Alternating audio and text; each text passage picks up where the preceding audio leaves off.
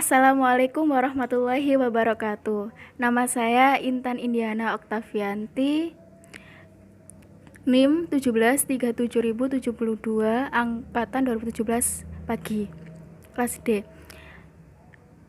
Prodi Teknik Industri, Fakultas Teknik, Universitas PGRI Adibuana Surabaya. Di sini saya akan menjelaskan atau mempresentasikan manajemen transportasi dan distribusi mata kuliah manajemen rantai pasok.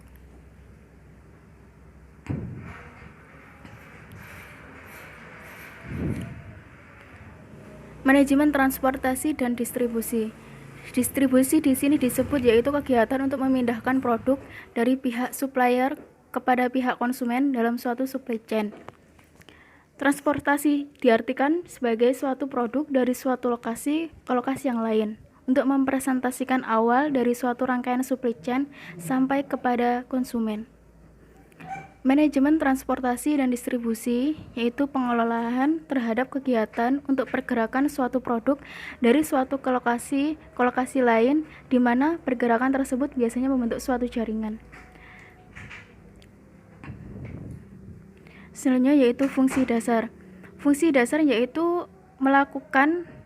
ada beberapa tahap melakukan segmentasi dan menentukan target service level. Yang kedua yaitu menentukan mode transportasi yang akan digunakan.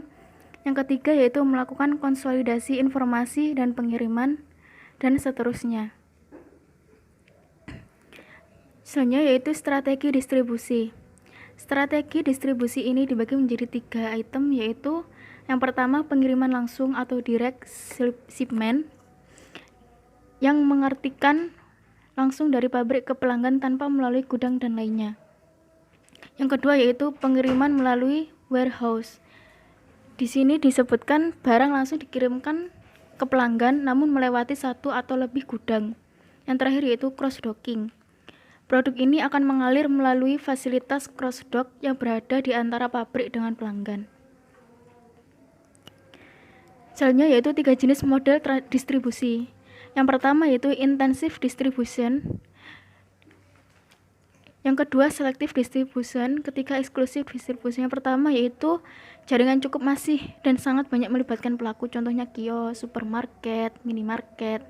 Yang kedua yaitu selective distribution yang menangani sedikit pelaku, contohnya furniture, perabotan rumah tangga. Yang ketiga yaitu exclusive distribution, ini contohnya mobil, perabotan rumah tangga yang tertentu, atau prestige atau eksklusif. Selanjutnya yaitu menjelaskan mode transportasi, keunggulan dan kelemahan. Dasar pertimbangannya yang pertama itu sudut pandang pengiriman. Ada macam-macam yaitu biaya-biaya yang terlibat, yaitu terdiri dari transportasi, biaya beli, biaya sewa, biaya operasional variabel, dan biaya lain-lain. Sisi shipper ini ada macamnya, yaitu ongkos yang timbul pada supply chain, biaya transportasi, biaya persediaan, biaya loading unloading, biaya fasilitas, atau ada ketidakpastian waktu pengiriman. Selanjutnya yaitu metode saving matrix. Metode saving matrix ini ada jarak dan waktu langkahnya, yaitu mengidentifikasi matriks jarak, mengidentifikasi matriks penghematan, mengalokasikan toko, mengarutkan toko ke rute. Selanjutnya yaitu cross docking, metode inovatif dalam manajemen distribusi. Model ini berfungsi sebagai penyimpanan produk, tetapi sebagai transfer barang dari truk pengangkut ke truk penjemput. Contohnya yaitu distributor komputer membeli komponen dari berbagai vendor di suatu lokasi, pusat merjain transit, sehingga semua paket bisa dikirim bersamaan dalam satu paket. Selanjutnya yaitu keunggulan cross docking. Ada 3, yaitu mempercepat aliran produk dari supplier ke toko, menghilangkan buruh dari proses, menghilangkan inventory barang jadi dalam sistem. Selanjutnya yaitu penentuan rute dan jadwal pengiriman. Ada langkah-langkahnya yaitu sebagai berikut: mengidentifikasi matriks jarak. Yang kedua, mengidentifikasikan metrik penghematan atau saving matrix. Yang ketiga, mengalokasikan toko ke kendaraan atau rute. Yang terakhir yaitu mengurutkan toko dalam rute yang sudah terdefinisi.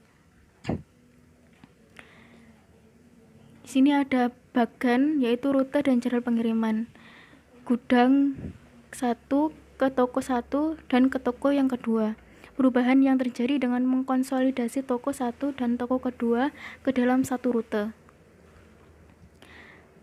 Di sini saya akan menjelaskan peran transportasi. Peran transportasi dan dalam sistem logistik, transportasi berperan dalam perencanaan, penjadwalan, dan pengendalian aktivitas yang berkaitan dengan moda, vendor, dan pemindahan persediaan yang masuk dan keluar suatu organisasi.